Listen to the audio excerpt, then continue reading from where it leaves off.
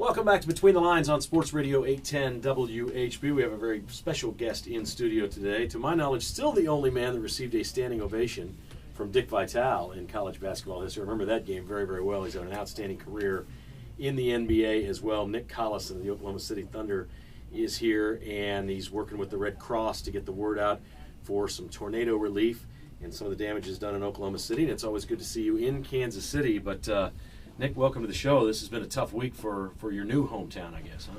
Yeah, I was actually in Kansas City when it happened, but I was watching the news, and man, it was just an awful situation, and the devastation is incredible. And I think there's a lot of people that lost everything, and of course the people who were even less fortunate lost family members. So hearts and prayers are with those people, and just trying to spread the word for people. If they want to help, they can go to the Red Cross website. It's www.redcross.org, or they can text Red Cross to 90999 to help. All right, so the Red Cross has this text line, and they did this with Superstorm Sandy, and they've done it with other things. I think a lot of people now know the number. You can literally take your smartphone out and text the word Red Cross, the words Red Cross, capital letters Red Cross, to 90999 and make an automatic donation to help benefit the folks in Moore, Oklahoma that are trying to recover from the tragedy of the tornado down there. Or you can visit the website redcross.org and help out that way. You were in Kansas City, but I'm sure as you're looking at some of this, you're so familiar now with Oklahoma City and everything there, it must have just been, and we're Midwest guys. We're all Midwest guys. We've been around. This could have been here. I mean, this could have been anywhere. To see this, I think, was very frightening for a lot of people in the Midwest. Yeah, for sure. I grew up in Iowa. We have tornadoes occasionally. They're not like as frequent as there are in Oklahoma. But yeah, I think it's something that people in Oklahoma have lived with. They've known there's been threats of tornadoes every summer. It happens all the time, tornado watches and warnings. But this is something different. The force that this thing came through with and the devastation it caused is something different, and people need a lot of help. And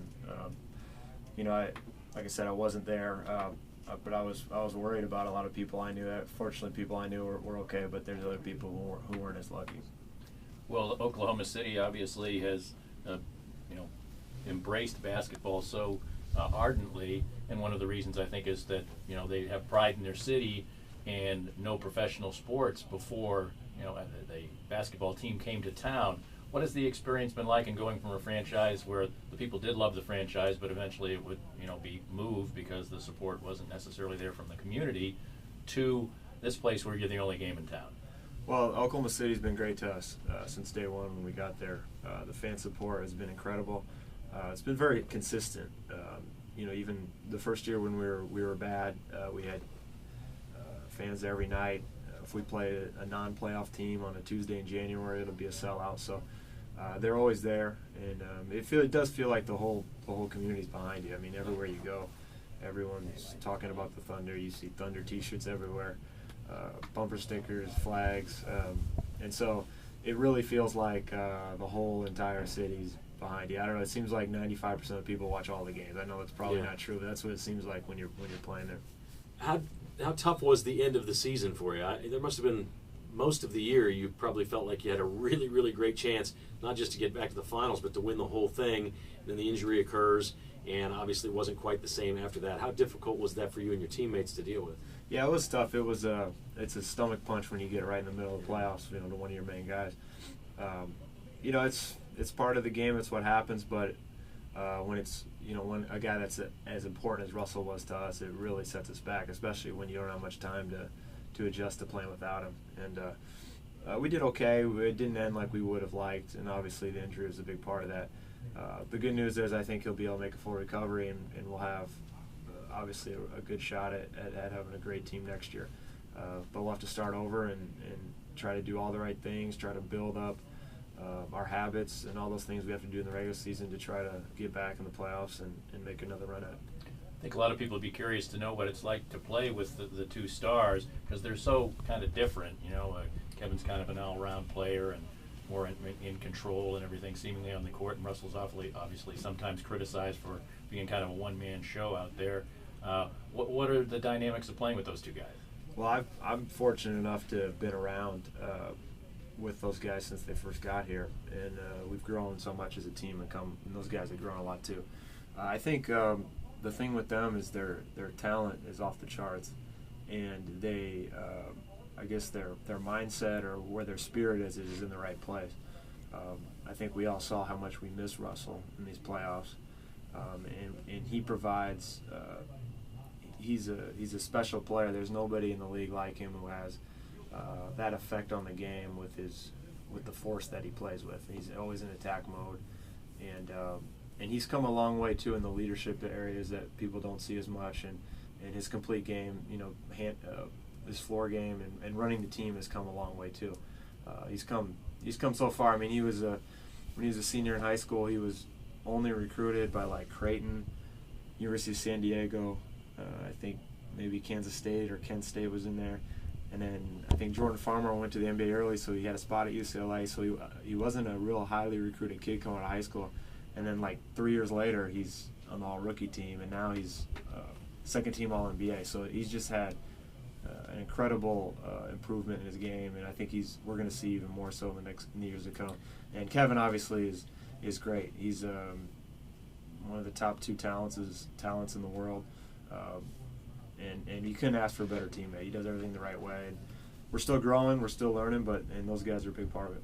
Nick Collison, our guest. Nick, I've heard people describe you as a glue guy or a core guy or things like that, but you're so much more than that on this team. And I'm just curious from your perspective, how much better a player you believe you are today, and NBA careers don't last forever, but as opposed to maybe your first year, 2, 3 years in the league, how much of it is a learning process? When I see you play, you really play with savvy. I mean, you're a very smart player, and you do things that a lot of the younger guys just haven't seen before. How much of it playing at this level is an evolution to continue to just grow as a player, and how much does that benefit you today? That's a huge part of it. I think we're going to see it now in the draft. There's going to be guys that are going to get drafted, and some of them are going to make it, and some of them aren't. And the ones that are going to make it are the ones that are going to figure out what they can do to be effective and to bring value to a team. And those are the things that come with experience. And some guys are predisposed. They see the game a little better than others, whatever it is. But the way I see the game and how I feel out there has changed so much from when I first got in the league. Just the comfort level, the confidence, just a comfort in who I am as a player. Those things have changed a lot for me. In my first few years, you're trying to figure it out. And a lot of it, too, is what situation you get into. If you can get into a good situation in a good organization, with a defined role and it's clear what you're supposed to be doing, that can really help guys. If you look like a guy like Kawhi Leonard with San Antonio, a lot of teams passed on him, and now he's going to be a star. And he's very talented, and he deserves a lot of that credit. But also part of it is he got in a great system where his role was clearly defined, and he can practice certain shots. He knows what shots he's going to get.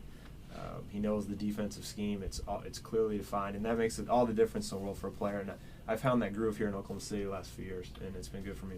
How much is your success due to the fact that maybe some guys in your situation, a highly drafted player, lottery pick type, big star in college, big scorer in college, can embrace the fact that you're going to get some nights 3 shots in your 19 or 20 minutes that you play?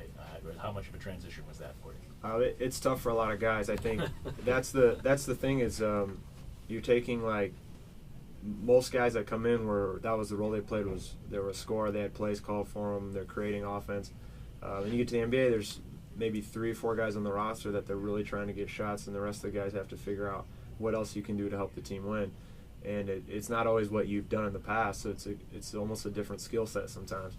And it's a tough adjustment for some guys, and I think the quicker you can figure out what you do and what you bring to the team, but then also continue to work on things and try to improve and maybe add some things. But I think the quicker you can see that, the better off you'll be.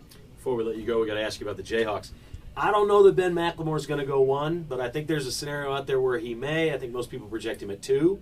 We're pretty sure Andrew Wiggins, who's coming into KU, is going to go number 1 next year. What advice would you have for guys, lacing it up at your alma mater and playing basketball for Bill Self as they get ready to enter this? And poor KU, they lose all their starters, and Self just goes out and gets the best player in the country. Right. It's a machine, isn't it? I know you follow it closely, as do almost anyone who played at Kansas. But your thoughts on this high-level talent that's rolling through KU right now? Well, I think it's great. I think the kids made a good choice to go there. Coach Self has been a great coach here now for 10 years, I believe, and He's going to do a good job with those guys, develop them. I think they made a great choice. I think for the players, what they should think about coming in is there's so much more distraction now than even when I played, with just the social media and the amount of attention that a high school kid gets. Yeah. And they've probably already been exposed to so many things that I never was exposed to. So they have to deal with more things than we did, us older guys when we were younger. And obviously I wasn't that talented like Wiggins is, but I would say to try to just focus on school, basketball, and try to block that stuff out and just enjoy it, because it doesn't seem like it's good. It's probably not going to be too long of a run. Probably going to be a year right. for him at KU, but enjoy it because it's a lot of fun. How do you think McLemore will do? He's going to get drafted really high. I really like his game. I like his ability. He's a natural scorer. He has a good feel for the game. He's one of the guys that can put it on the floor and shoot, and there's not a lot of those guys. A lot of those guys can do either or. So I think for him, he's going to get into the league, and it's going to be about the work that he puts in on his game, and then, like I was saying earlier, how he sees how he can fit in, those type of things. But hopefully those guys will get into a good situation and have great careers. Nick's helping out the Thunder. They've donated $1 million to the Red Cross for relief efforts in Moore, Oklahoma. If you'd like to help, you can visit the Red Cross website. It is redcross.org, or you can take your phone and text Red Cross to 90999 and make a donation. Just text Red Cross to 90999 and help out the folks in Moore, Oklahoma. It's pretty neat. It seems like the whole community and team and everybody have gotten behind relief efforts, and I think it's pretty cool that you're in here today helping out while you're visiting in Kansas City. Yeah, well, I think, like I said earlier, we feel fortunate to have the fans that we do, and we feel like we're a part of the community. So if we have an opportunity to help people out, we're all going to do it. And it's just we feel like we're all in it together. Obviously, the people more are going through it, but anything we can do to help, we're going to try to do. Good for you. Congratulations on all your success, all right, too. thank you. Good to see you. Nick Collison, former Jayhawk, now at Oklahoma City, helping out the folks at the Red Cross to see if we can benefit the people of Moore, Oklahoma. Again, website is redcross.org, or text Red Cross to 90999. Between the Lines continue.